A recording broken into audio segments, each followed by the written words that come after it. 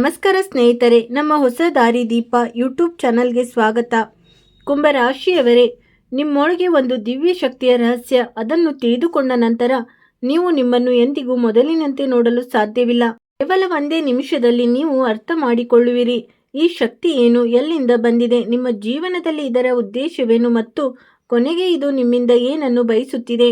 ಈ ವಿಡಿಯೋವನ್ನು ಕೊನೆವರೆಗೂ ನೋಡುವುದನ್ನು ಮುಂದುವರಿಸಿ, ಏಕೆಂದರೆ ಇಂದು ನಿಮ್ಮ ಮುಂದೆ ಬರಲಿರುವ ವಿಷಯವನ್ನು ಬಹುಶಃ ಇದುವರೆಗೂ ಯಾರೂ ನಿಮಗೆ ಹೇಳಿರುವುದಿಲ್ಲ. ಸ್ನೇಹಿತರೆ, ನಿಮ್ಮ ಜನನವು ಯಾವುದೇ ಸಾಧಾರಣ ಕಾಕತಾಳೀಯದ ಫಲಿತಾಂಶವಲ್ಲ. ನೀವು ಈ ಪ್ರಪಂಚಕ್ಕೆ ಒಂದು ವಿಶೇಷ ಉದ್ದೇಶವನ್ನು ಹೊತ್ತು ಬಂದಿದ್ದೀರಿ. ನಿಮ್ಮೊಳಗೆ ಇಂಥ ಅದ್ಭುತ ಶಕ್ತಿ ಇದೆ. ಅದು ಸರಿಯಾದ ಸಮಯಕ್ಕೆ ಕಾಯುತ್ತಿದೆ. ನಿಮ್ಮ ಚಿಂತನೆ, ನಿಮ್ಮ ಆಲೋಚನೆಗಳು ಮತ್ತು ನಿಮ್ಮ ಇಡೀ ಅಸ್ತಿತ್ವವು ಒಂದು ದಿವ್ಯ ಶಕ್ತಿಯಿಂದ ತುಂಬಿದೆ. ಭಗವಂತನೇ ನಿಮಗೆ ಒಂದು ಅಮೂಲ್ಯವಾದ ಆಶೀರ್ವಾದವನ್ನು ನೀಡಿ ಈ ಭೂಮಿಗೆ ಕಳಿಸಿರುವಂತೆ ಭಾಸವಾಗುತ್ತಿದೆ. ನಿಮ್ಮೊಳಗೆ ಅಡಗಿರುವ ಆ ಶಕ್ತಿಯು ಪ್ರತಿಯೊಂದು ಕಷ್ಟದ ಪರಿಸ್ಥಿತಿಯಲ್ಲೂ ನಿಮ್ಮನ್ನು ನಿಭಾಯಿಸುವ, ಸರಿಯಾದ ದಾರಿಯನ್ನು ತೋರಿಸುವ ಮತ್ತು ಜೀವನದಲ್ಲಿ ಮುಂದೆ ಹೋಗುವಂತೆ ಮಾಡುವ ಸಾಮರ್ಥ್ಯವನ್ನು ಹೊಂದಿದೆ.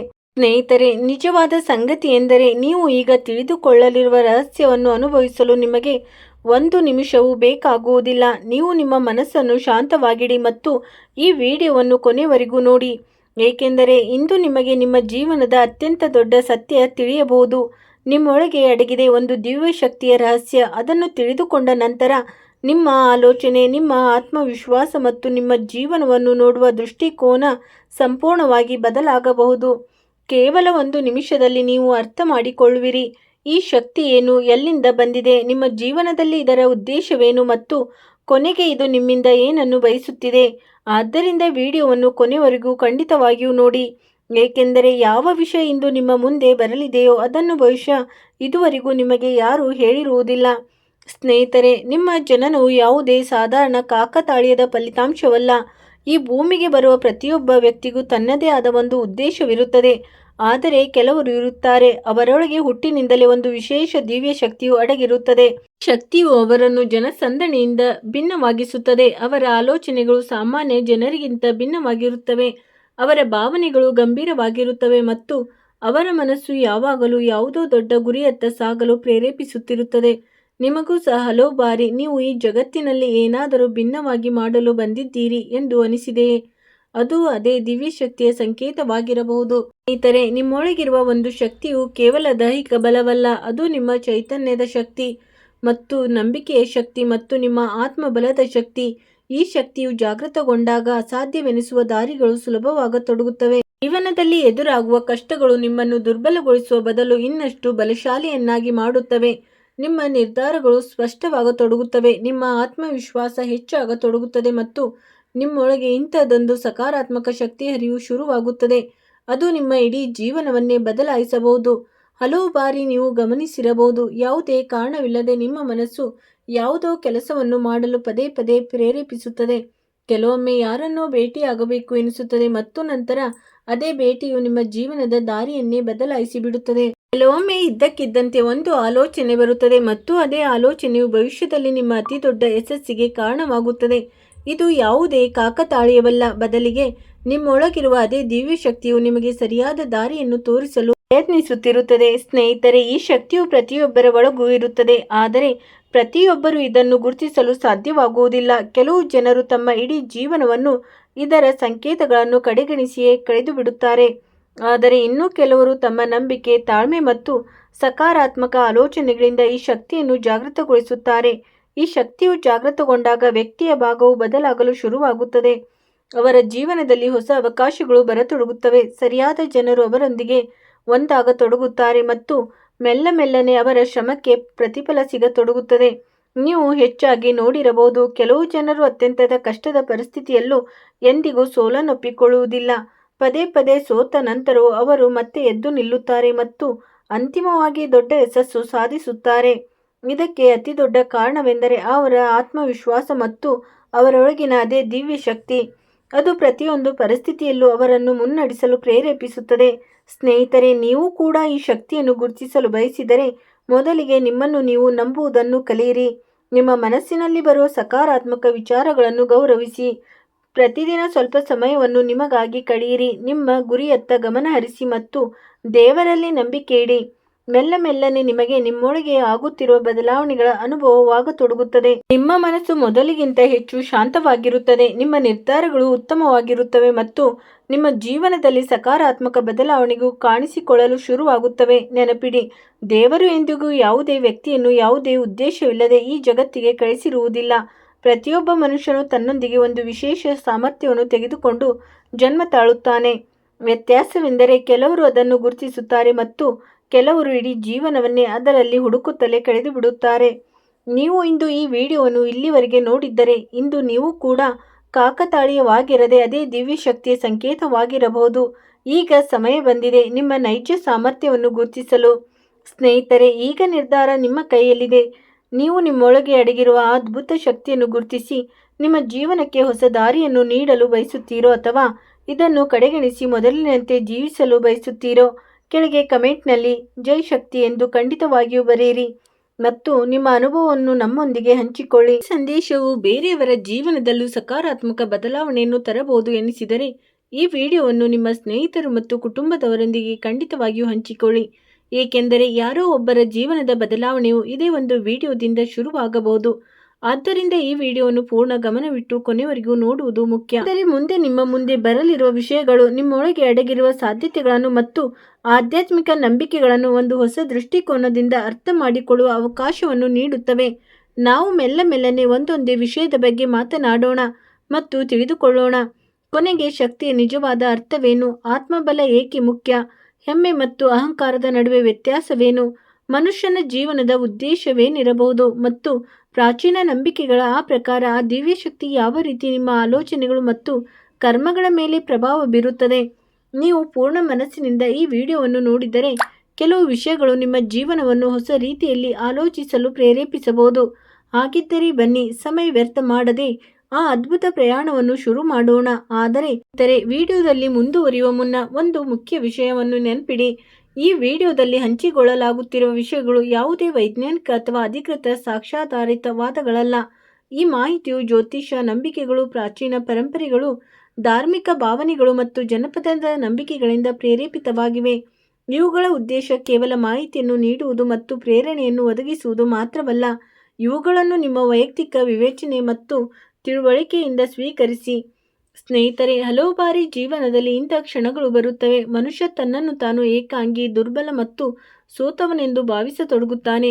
ಈ ತನ್ನ ಶ್ರಮಕ್ಕೆ ಯಾವುದೇ ಫಲ ಸಿಗುತ್ತಿಲ್ಲ ಎನಿಸುತ್ತದೆ. ಜನರು ಅವನ ಸಾಮರ್ಥ್ಯವನ್ನು ಅರ್ಥ ಮಾಡಿಕೊಳ್ಳುತ್ತಿಲ್ಲ ಮತ್ತು ಪ್ರತಿಯೊಂದು ಹೆಜ್ಜೆಯಲ್ಲೂ ಅಡೆತಡೆಗಳಿವೆ ಎನಿಸುತ್ತದೆ. ಆದರೆ ಪ್ರಾಚೀನ ನಂಬಿಕೆಗಳಲ್ಲಿ ಹೇಳಲಾಗಿದೆ, ಪ್ರತಿಯೊಂದು ಕಷ್ಟದ ಸಮಯವು ಶಾಶ್ವತವಾಗಿ ಇರುವುದಿಲ್ಲ. ತಾಳ್ಮೆ, ಸಕಾರಾತ್ಮಕ ಆಲೋಚನೆ ಮತ್ತು ನಿರಂತರ ಪ್ರಯತ್ನ ಮಾಡುವ ವ್ಯಕ್ತಿ ಒಂದು ದಿನ ಖಂಡಿತವಾಗಿಯೂ ಮುನ್ನಡೆಯುತ್ತಾನೆ. ಸಮಯ ಬದಲಾದಾಗ ಒಮ್ಮೆ ನಿಮ್ಮನ್ನು ಕಡೆಗಣಿಸಿದವರೇ ನಿಮ್ಮ ಯಶಸ್ಸಿನ ಬಗ್ಗೆ ಮಾತನಾಡತೊಡಗುತ್ತಾರೆ.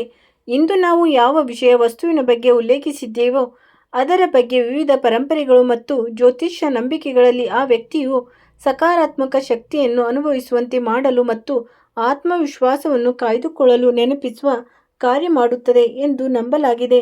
ಇದು ಯಾವುದೇ ಪವಾಡದ ಉಪಾಯ ಅಥವಾ ಧನಪ್ರಾಪ್ತಿಯ ಖಾತರಿಯಲ್ಲ. ಜೀವನದಲ್ಲಿ ಯಶಸ್ಸು, ಸಮೃದ್ಧಿ ಮತ್ತು ಆರ್ಥಿಕ ಪ್ರಗತಿಯ ದೊಡ್ಡ ಬಲವಾದ ಅಡಿಪಾಯವೆಂದರೆ ಯಾವಾಗಲೂ ಸರಿಯಾದ ನಿರ್ಧಾರ, ಶ್ರಮ, ಶಿಸ್ತು ಮತ್ತು ನಿರಂತರ ಪ್ರಯತ್ನಗಳು ಮಾತ್ರ. ನೀವು ಈ ವಸ್ತುವನ್ನು ಒಂದು ಶುಭ ಸಂಕೇತ ಮತ್ತು ಸಕಾರಾತ್ಮಕ ಆಲೋಚನೆಯೊಂದಿಗೆ ಅಳವಡಿಸಿಕೊಂಡರೆ ಇದು ನಿಮ್ಮ ಆತ್ಮವಿಶ್ವಾಸವನ್ನು ಬಲಪಡಿಸುವ ಮಾಧ್ಯಮವಾಗಬಹುದು. ಸ್ನೇಹಿತರೆ, ಆದ್ದರಿಂದ ಈ ಸಂಪೂರ್ಣ ಜ್ಯೋತಿಷ್ಯ ಕಾರ್ಯಕ್ರಮವನ್ನು ಕೊನೆಯವರೆಗೂ ಖಂಡಿತವಾಗಿಯೂ ನೋಡಿ. ಮುಂದೆ ನಾವು ಆ ನಂಬಿಕೆಗಳನ್ನು ವಿವರವಾಗಿ ತಿಳಿದುಕೊಳ್ಳೋಣ. ಸೂಚನೆಗಳು ಮತ್ತು ಆಧ್ಯಾತ್ಮಿಕ ಆಲೋಚನೆಗಳ ಬಗ್ಗೆ ಚರ್ಚಿಸುತ್ತೇವೆ. ಇವುಗಳನ್ನು ಶತಮಾನಗಳಿಂದ ಜನರು ತಮ್ಮ ಜೀವನದಲ್ಲಿ ಪ್ರೇರಣೆಯಾಗಿ ಅಳವಡಿಸಿಕೊಳ್ಳುತ್ತಾ ಬಂದಿದ್ದಾರೆ ಮತ್ತು ಇವುಗಳಲ್ಲಿ ಯಾವುದಾದರೂ ಒಂದು ಆಲೋಚನೆ ನಿಮಗೂ ನಿಮ್ಮ ಜೀವನದಲ್ಲಿ ಹೊಸ ಶಕ್ತಿ ಮತ್ತು ಹೊಸ ಹುಮ್ಮಸ್ಸನ್ನು ಮತ್ತು ಮುಂದೆ ಸಾಗುವ ಪ್ರೇರಣೆಯನ್ನು ನೀಡಬಹುದು. ಆದ್ದರಿಂದ ಕೊನೆಯವರೆಗೂ ನಮ್ಮೊಂದಿಗೆ ಇರಿ, ಏಕೆಂದರೆ ಈ ಪ್ರಯಾಣದ ಪ್ರತಿಯೊಂದು ಹಂತವು ನಿಮಗೆ ಹೊಸ ದೃಷ್ಟಿಕೋನವನ್ನು ನೀಡುತ್ತದೆ. ಆದರೆ ಮುಂದೆ ಸಾಗುವ ಮೊದಲು ಒಂದು ಮಾತನ್ನು ಸ್ಪಷ್ಟಪಡಿಸುತ್ತೇನೆ. ಈ ವಿಡಿಯೋದಲ್ಲಿ ಹೇಳಲಾದ ವಿಷಯಗಳು ಯಾವುದೇ ವೈಜ್ಞಾನಿಕ ಸಂಶೋಧನೆ ಅಥವಾ ಅಧಿಕೃತ ಸಾಕ್ಷ್ಯಾಧಾರಗಳನ್ನು ಆಧರಿಸಿದ ಸಂಗತಿಗಳಲ್ಲ. ಈ ಮಾಹಿತಿಯು ಕೇವಲ ಪುರಾತನ ಜ್ಯೋತಿಷ್ಯದ ನಂಬಿಕೆಗಳು, ಧಾರ್ಮಿಕ ಪರಿಕಲ್ಪನೆಗಳು ಮತ್ತು ಜನಪದ ನಂಬಿಕೆಗಳಿಂದ ಪ್ರೇರಿತವಾಗಿದೆ. ಇದರ ಉದ್ದೇಶ ಯಾವುದೇ ರೀತಿ ಖಚಿತವಾದ ಪ್ರತಿಪಾದನೆ ಮಾಡುವುದಲ್ಲ, ಬದಲಿಗೆ ಪಾರಂಪರಿಕ ನಂಬಿಕೆಗಳ ಆಧಾರದ ಮೇಲೆ ಮಾಹಿತಿ ಮತ್ತು ಪ್ರೇರಣೆ ನೀಡುವುದಾಗಿದೆ. ಸ್ನೇಹಿತರೆ, ಈಗ ನೀವು ಕೇಳಲಿರುವ ವಿಷಯಗಳು ನಿಮ್ಮ ಜೀವನವನ್ನು ಒಂದು ಹೊಸ ದೃಷ್ಟಿಕೋನದಿಂದ ನೋಡಲು ಪ್ರೇರೇಪಿಸಬಹುದು. ಕೆಲವು ಬಾರಿ ಹೀಗೂ ಆಗುತ್ತದೆ. ಜನರು ನಮ್ಮ ಸಾಮರ್ಥ್ಯವನ್ನು ಗುರುತಿಸುವುದಿಲ್ಲ. ಅವರು ನಮ್ಮನ್ನು ಕೀಳಾಗಿ ಕಾಣುತ್ತಾರೆ, ನಮ್ಮ ಶ್ರಮವನ್ನು ಹೀಯಾಳಿಸುತ್ತಾರೆ ಮತ್ತು ಪ್ರತಿ ಹೆಜ್ಜೆಯಲ್ಲೂ ನಮ್ಮನ್ನು ತುಳಿಯಲು ಪ್ರಯತ್ನಿಸುತ್ತಾರೆ. ಆದರೆ ಸಮಯ ಯಾವಾಗಲೂ ಒಂದೇ ರೀತಿ ಇರುವುದಿಲ್ಲ. ಶ್ರಮ, ತಾಳ್ಮೆ ಮತ್ತು ಆತ್ಮವಿಶ್ವಾಸ ಜೊತೆಯಾದಾಗ ಅದೇ ಜನರು ಒಂದು ದಿನ ನಿಮ್ಮ ಯಶಸ್ಸನ್ನು ನೋಡಿ ಆಶ್ಚರ್ಯಪಡುತ್ತಾರೆ. ಜ್ಯೋತಿಷ್ಯದ ನಂಬಿಕೆಗಳಲ್ಲಿ ಒಂದು ವಿಶೇಷ ವಸ್ತು ಶುಭ, ಸಕಾರಾತ್ಮಕ ಶಕ್ತಿ ಮತ್ತು ಆತ್ಮವಿಶ್ವಾಸದ ಸಂಕೇತವೆಂದು ಪರಿಗಣಿಸಲಾಗುತ್ತದೆ. ಅನೇಕ ಜನರು ಇದನ್ನು ತಮ್ಮ ನಂಬಿಕೆಗೆ ಅನುಗುಣವಾಗಿ ತಮ್ಮ ಬಳಿ ಇಟ್ಟುಕೊಳ್ಳುತ್ತಾರೆ. ಇದನ್ನು ಅರ್ಥ ಮಾಡಿಕೊಳ್ಳುವುದು ಅಗತ್ಯ. ಕೇವಲ ಒಂದು ವಸ್ತುವನ್ನು ಇಟ್ಟುಕೊಳ್ಳುವುದರಿಂದ ಧನ ಅಥವಾ ಯಶಸ್ಸಿನ ಖಾತರಿ ಸಿಗುವುದಿಲ್ಲ. ಜೀವನದಲ್ಲಿ ಆರ್ಥಿಕ ಪ್ರಗತಿ, ಗೌರವ ಮತ್ತು ಸಮೃದ್ಧಿಗೆ ಅತ್ಯಂತ ದೊಡ್ಡ ಆಧಾರವೆಂದರೆ ನಿಮ್ಮ ಶ್ರಮ, ಸರಿಯಾದ ನಿರ್ಧಾರ, ನಿರಂತರ ಪ್ರಯತ್ನ ಮತ್ತು ಸಕಾರಾತ್ಮಕ ಆಲೋಚನೆ ಮಾತ್ರ. ಒಂದು ವೇಳೆ ನೀವು ಆ ವಸ್ತುವನ್ನು ಒಂದು ಶುಭ ಸಂಕೇತವೆಂದು ಭಾವಿಸಿ ನಿಮ್ಮ ಬಳಿ ಇಟ್ಟುಕೊಂಡರೆ, ಅದು ನಿಮಗೆ ನಿಮ್ಮ ಗುರಿಯನ್ನು ನೆನಪಿಸುವ ಒಂದು ಆತ್ಮವಿಶ್ವಾಸವನ್ನು ಕಾಯ್ದುಕೊಳ್ಳುವ ಮಾಧ್ಯಮವಾಗಬಹುದು. ಆದ್ದರಿಂದ ಈ ಕಾರ್ಯಕ್ರಮವನ್ನು ಕೊನೆಯವರೆಗೂ ಖಂಡಿತವಾಗಿಯೂ ನೋಡಿ. ಮುಂದೆ ನಾವು ಆ ನಂಬಿಕೆಗಳ ಬಗ್ಗೆ ವಿಸ್ತಾರವಾಗಿ ಮಾತನಾಡುತ್ತೇವೆ. ಇವುಗಳನ್ನು ಶತಮಾನಗಳಿಂದ ಜನರು ತಮ್ಮ ಜೀವನದಲ್ಲಿ ಶುಭ ಸಂಕೇತವೆಂದು ನಂಬುತ್ತಾ ಬಂದಿದ್ದಾರೆ.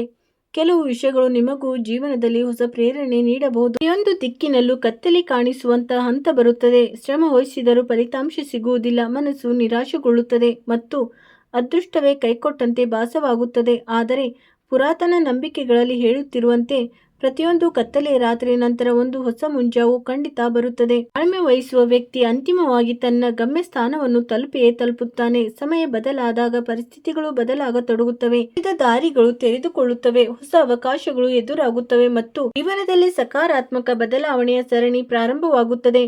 ನಿಮ್ಮ ನಂಬಿಕೆ ಪಾರ್ವತಿ ದೇವಿಯ ಮೇಲಿದ್ದರೆ, ಪರಂಪರೆಯ ಪ್ರಕಾರ ಆಕೆಯ ಕೃಪೆಯನ್ನು ಧೈರ್ಯ, ಕರುಣೆ, ತಾಳ್ಮೆ ಮತ್ತು ಕುಟುಂಬದ ಕಲ್ಯಾಣದ ಸಂಕೇತವೆಂದು ಪರಿಗಣಿಸಲಾಗುತ್ತದೆ. ಸತ್ಯವಾದ ಮನಸ್ಸಿನಿಂದ ಮಾಡಿದ ಪ್ರಾರ್ಥನೆ ಮತ್ತು ಒಳ್ಳೆಯ ಕರ್ಮಗಳು ವ್ಯಕ್ತಿಗೆ ಮಾನಸಿಕ ಶಕ್ತಿಯನ್ನು ನೀಡುತ್ತವೆ ಹಾಗೂ ಕಷ್ಟದ ಸಮಯದೊಡನೆ ಹೋರಾಡುವ ಧೈರ್ಯವನ್ನು ನೀಡುತ್ತವೆ ಎಂಬ ನಂಬಿಕೆಯಿದೆ. ಮನಸ್ಸು ಗಟ್ಟಿಯಾದಾಗ ವ್ಯಕ್ತಿಯು ಪ್ರತಿಯೊಂದು ಸವಾಲನ್ನು ಎದುರಿಸಲು ಸಮರ್ಥನಾಗುತ್ತಾನೆ ಮತ್ತು ಯಶಸ್ಸಿನತ್ತ ಹೆಜ್ಜೆ ಇಡುತ್ತಾನೆ. ಈ ಸಮಯದಲ್ಲಿ ನಿಮ್ಮ ಜೀವನದಲ್ಲಿ ಹೋರಾಟ ನಡೆಯುತ್ತಿರಬಹುದು. ನೀವು ಅನೇಕ ದುಃಖಗಳು, ನಿರಾಶೆಗಳು ಮತ್ತು ಕಷ್ಟದ ಪರಿಸ್ಥಿತಿಗಳನ್ನು ನೋಡಿರಬಹುದು. ಆದರೆ ನೆನಪಿಡಿ, ಪ್ರತಿಯೊಂದು ಹೋರಾಟವು ಮನುಷ್ಯನನ್ನು ಮೊದಲಿಗಿಂತ ಹೆಚ್ಚು ಬಲಶಾಲಿಯನ್ನಾಗಿ ಮಾಡುತ್ತದೆ. ನೀವು ನಿಮ್ಮ ಗುರಿಯ ಮೇಲೆ ನಂಬಿಕೆ ಇಟ್ಟು ಸರಿಯಾದ ದಿಕ್ಕಿನಲ್ಲಿ ನಿರಂತರವಾಗಿ ಶ್ರಮವಹಿಸಿ ಸಕಾರಾತ್ಮಕ ಆಲೋಚನೆಯೊಂದಿಗೆ ಮುಂದೆ ಸಾಗಿದರೆ ಮುಂಬರುವ ಸಮಯವು ನಿಮಗಾಗಿ ಹೊಸ ಅವಕಾಶಗಳನ್ನು ತರಬಹುದು. ಆದ್ದರಿಂದ ಈ ವಿಡಿಯೋವನ್ನು ಕೊನೆವರೆಗೂ ಖಂಡಿತವಾಗಿಯೂ ನೋಡಿ, ಏಕೆಂದರೆ ಮುಂದೆ ನಾವು ಆ ಜ್ಯೋತಿಷ್ಯದ ಸೂಚನೆಗಳು ಮತ್ತು ಪಾರಂಪರಿಕ ನಂಬಿಕೆಗಳ ಬಗ್ಗೆ ಚರ್ಚಿಸುತ್ತೇವೆ. ಇವುಗಳನ್ನು ಜನರು ತಮ್ಮ ಜೀವನದ ಶುಭ ಬದಲಾವಣೆಯ ಸಂಕೇತವೆಂದು ನಂಬುತ್ತಾರೆ. ಇವುಗಳಲ್ಲಿ ಯಾವುದೇ ಆಲೋಚನೆಯು ನಿಮ್ಮೊಳಗೆ ಅಡಗಿರುವ ಆತ್ಮವಿಶ್ವಾಸವನ್ನು ಜಾಗೃತಗೊಳಿಸಿ ನಿಮ್ಮ ಜೀವನದಲ್ಲಿ ಹೊಸ ಆರಂಭವನ್ನು ಮಾಡಲು ಪ್ರೇರಣೆ ನೀಡಬಹುದು. ಈಗ ನಿಮ್ಮ ಮನಸ್ಸಿನಲ್ಲಿ ಈ ಪ್ರಶ್ನೆ ಖಂಡಿತ ಮೂಡಿರುತ್ತದೆ, ಅಷ್ಟಕ್ಕೂ ಆ ವಿಶೇಷ ವಸ್ತು ಯಾವುದು? ಯಾವುದರ ಬಗ್ಗೆ ಪುರಾತನ ಜ್ಯೋತಿಷ್ಯ ನಂಬಿಕೆಗಳಲ್ಲಿ ಇಷ್ಟೊಂದು ಮಹತ್ವ ಹೇಳಲಾಗಿದೆ? ಅಷ್ಟಕ್ಕೂ ಅದರ ಅರ್ಥವೇನು? ವಿಶೇಷತೆ ಏನು? ಆ ವಸ್ತುವಿನಲ್ಲಿ ಅಂಥ ಶುಭ, ಸಕಾರಾತ್ಮಕ ಶಕ್ತಿ ಮತ್ತು ಸಮೃದ್ಧಿಯ ಸಂಕೇತವೆಂದು ಏಕೆ ನಂಬುತ್ತಾರೆ? ಈ ರಹಸ್ಯದ ಬಗ್ಗೆ ನಾವು ಮುಂದೆ ಈ ಕಾರ್ಯಕ್ರಮದಲ್ಲಿ ಸವಿಸ್ತಾರವಾಗಿ ಪರಿಚಯಿಸುತ್ತೇವೆ. ಆದ್ದರಿಂದ ಕೊನೆಯವರೆಗೂ ನಮ್ಮೊಂದಿಗೆ ಇರಿ, ಏಕೆಂದರೆ ಮುಂದಿನ ಮಾಹಿತಿಯು ಈ ಇಡೀ ವಿಷಯವನ್ನು ಅರ್ಥ ಮಾಡಿಕೊಳ್ಳಲು ಪ್ರಮುಖ ಪಾತ್ರ ವಹಿಸುತ್ತದೆ. ಜನರು ಸಕಾರಾತ್ಮಕ ಶಕ್ತಿ, ಮಾನಸಿಕ ಶಾಂತಿ ಮತ್ತು ಶುಭ ಸಮಯದ ಸಂಕೇತವೆಂದು ಭಾವಿಸುತ್ತಾ ಬಂದಿದ್ದಾರೆ. ಆದ್ದರಿಂದ ಈ ಕಾರ್ಯಕ್ರಮವನ್ನು ಕೊನೆಯವರೆಗೂ ಖಂಡಿತವಾಗಿಯೂ ನೋಡಿ, ಏಕೆಂದರೆ ಮುಂದಿನ ಮಾಹಿತಿಯು ಈ ಇಡೀ ವಿಷಯವನ್ನು ಇನ್ನಷ್ಟು ಕುತೂಹಲಕಾರಿಯಾಗಿ ವಿಸ್ತೃತ ರೂಪದಲ್ಲಿ ನಿಮ್ಮ ಮುಂದೆ ಬರಬಹುದು. ಆದ್ದರಿಂದ ಒಂದು ವೇಳೆ ಈ ವಿಶೇಷ ಸಮಯದಲ್ಲಿ ನಿಮಗೆ ಎಲ್ಲಾದರೂ ಹಾವು ಕಾಣಿಸಿಕೊಂಡರೆ ಮೊದಲಿಗೆ ಶಾಂತರಾಗಿರಿ ಮತ್ತು ಅದರಿಂದ ಸುರಕ್ಷಿತ ಅಂತರವನ್ನು ಕಾಯ್ದುಕೊಳ್ಳಿ. ಹಲವು ಧಾರ್ಮಿಕ ಮತ್ತು ಜನಪದ ನಂಬಿಕೆಗಳಲ್ಲಿ ಹಾವನ್ನು ಗೌರವದ ಸಂಕೇತವೆಂದು ಪರಿಗಣಿಸಲಾಗಿದೆ. ಆದ್ದರಿಂದ ಇದರ ಬಗ್ಗೆ ಹಿಂಸೆ ಅಥವಾ ಅನಗತ್ಯ ಆಕ್ರಮಣಕಾರಿ ಆಗುವುದರಿಂದ ದೂರವಿರಲು ಸಲಹೆ ನೀಡಲಾಗುತ್ತದೆ. ಅದೇ ಸಮಯದಲ್ಲಿ ನಿಜ ಜೀವನದಲ್ಲಿ ಇದನ್ನು ನೆನಪಿನಲ್ಲಿಟ್ಟುಕೊಳ್ಳುವುದು ಅಷ್ಟೇ ಅಗತ್ಯವಾಗಿದೆ. ಒಂದು ಕಾಡು ಪ್ರಾಣಿ ಮತ್ತು ಕೆಲವು ತಳಿಗಳು ವಿಷಕಾರಿಯಾಗಿರಬಹುದು. ಆದ್ದರಿಂದ ಅದನ್ನು ಕೆಣಕುವುದು, ಹಿಡಿಯುವುದು ಅಥವಾ ಅದರ ಹತ್ತಿರ ಹೋಗುವ ಪ್ರಯತ್ನವನ್ನು ಮಾಡಬೇಡಿ. ಒಂದು ವೇಳೆ ಅದು ಜನರಿಗೆ ಅಪಾಯವಾಗುವಂಥ ಸ್ಥಳದಲ್ಲಿದ್ದರೆ ಸ್ಥಳೀಯ ಅರಣ್ಯ ಇಲಾಖೆ ಅಥವಾ ತರಬೇತಿ ಪಡೆದ ರಕ್ಷಣಾ ತಂಡಕ್ಕೆ ಮಾಹಿತಿ ನೀಡುವುದು ಅತ್ಯಂತ ಸುರಕ್ಷಿತವಾಗಿದೆ. ಪ್ರಾಚೀನ ಗ್ರಂಥಗಳು, ಜನಪದ ಕಥೆಗಳು ಮತ್ತು ಆಧ್ಯಾತ್ಮಿಕ ಪರಂಪರೆಗಳಲ್ಲಿ ಅನೇಕ ಜೀವಿಗಳ ಬಗ್ಗೆ ಗೌರವ ಮತ್ತು ಕರುಣೆಯ ಸಂದೇಶವನ್ನು ನೀಡಲಾಗಿದೆ. ಇದೇ ನಂಬಿಕೆಗಳ ಪ್ರಕಾರ ಕೆಲವು ಜನರು ಹಾವನ್ನು ದೇವಿ ಶಕ್ತಿಯ ಸಂಕೇತವೆಂದು ಭಾವಿಸುತ್ತಾರೆ. ನಿಮಗೂ ಸಹ ಇಂತಹ ಶ್ರದ್ಧೆ ಇದ್ದರೆ ನೀವು ದೂರದಿಂದಲೇ ಶ್ರದ್ಧಾಪೂರ್ವಕವಾಗಿ ನಮಸ್ಕರಿಸಬಹುದು ಮತ್ತು ಅದಕ್ಕೆ ಯಾವುದೇ ಅಡಚಣೆ ಉಂಟು ಮಾಡದೆ ತನ್ನ ಹಾದಿಯಲ್ಲಿ ಹೋಗಲು ಬಿಡಬೇಕು. ಇದೇ ಶ್ರದ್ಧೆ ಜೊತೆಗೆ ವಿವೇಚನೆಯ ಪರಿಚಯವೂ ಹೌದು.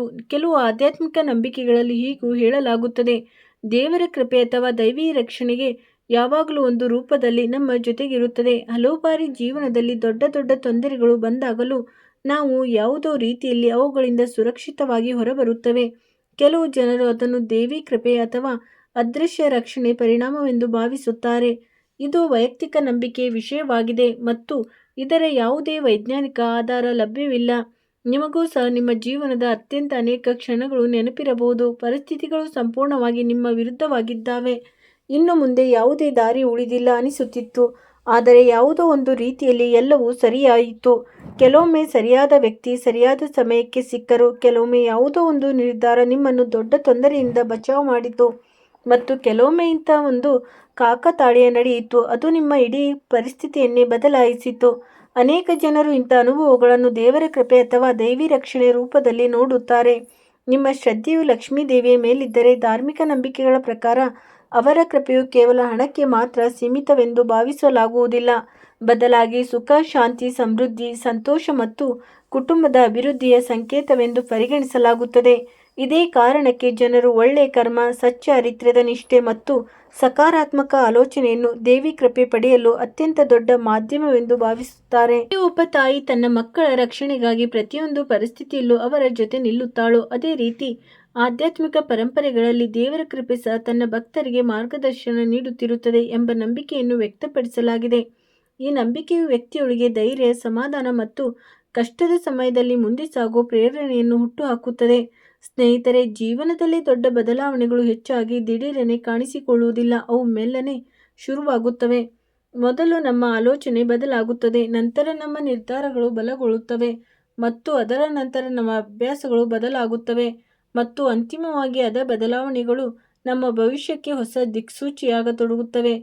ಆದ್ದರಿಂದ ನಿಮ್ಮ ಜೀವನದಲ್ಲಿ ಯಾವುದೋ ಹೊಸ ಅಧ್ಯಾಯ ಶುರುವಾಗಲಿದೆ ಎಂದು ನಿಮಗನಿಸಿದರೆ ಅದನ್ನು ಕೇವಲ ಪವಾಡದಂತೆ ನೋಡುವ ಬದಲಿಗೆ ಶ್ರಮ, ಸಮಾಧಾನ ಮತ್ತು ಸಕಾರಾತ್ಮಕ ಆಲೋಚನೆಯೊಂದಿಗೆ ಮುಂದೆ ಸಾಗುವ ಅವಕಾಶವೆಂದು ಅರ್ಥೈಸಿಕೊಳ್ಳಿ. ಜ್ಯೋತಿಷ್ಯದ ನಂಬಿಕೆಗಳು, ಶುಭ ಸಂಕೇತಗಳು ಮತ್ತು ಪಾರಂಪರಿಕ ವಿಶ್ವಾಸಗಳ ಬಗ್ಗೆ ಇನ್ನಷ್ಟು ವಿವರವಾಗಿ ಚರ್ಚೆ ಮಾಡುತ್ತೇವೆ. ಇದನ್ನು ಜನರು ಜೀವನದಲ್ಲಿ ಸಕಾರಾತ್ಮಕ ಬದಲಾವಣೆ ಮತ್ತು ಹೊಸ ಆರಂಭದ ಸಂಕೇತವೆಂದು ಭಾವಿಸುತ್ತಾ ಬಂದಿದ್ದಾರೆ. ಆದ್ದರಿಂದ ಕೊನೆಯವರೆಗೂ ನಮ್ಮ ಜೊತೆ ಇರಿ, ಏಕೆಂದರೆ ಮುಂದಿನ ಮಾಹಿತಿಯು ಈ ಇಡೀ ವಿಷಯವನ್ನು ಇನ್ನಷ್ಟು ಆಳವಾಗಿ ಅರ್ಥ ಮಾಡಿಕೊಳ್ಳಲು ನಿಮಗೆ ಸಹಾಯ ಮಾಡುತ್ತದೆ. ನಿಮ್ಮ ಶ್ರಮ, ನಿಮ್ಮ ಹೋರಾಟ ಮತ್ತು ನಿರಂತರ ಪ್ರಯತ್ನಗಳು ಈಗ ತಮ್ಮ ಪ್ರಭಾವವನ್ನು ಬೀರುವ ಹಂತಕ್ಕೆ ತಲುಪಿವೆ. ಜೀವನದಲ್ಲಿ ಇಂಥ ಸಮಯವೂ ಬರುತ್ತದೆ. ಸುದೀರ್ಘ ಕಾಯುವಿಕೆಯ ನಂತರ ಮೆಲ್ಲನೆ ಪರಿಸ್ಥಿತಿಗಳು ಬದಲಾಗತೊಡಗುತ್ತವೆ.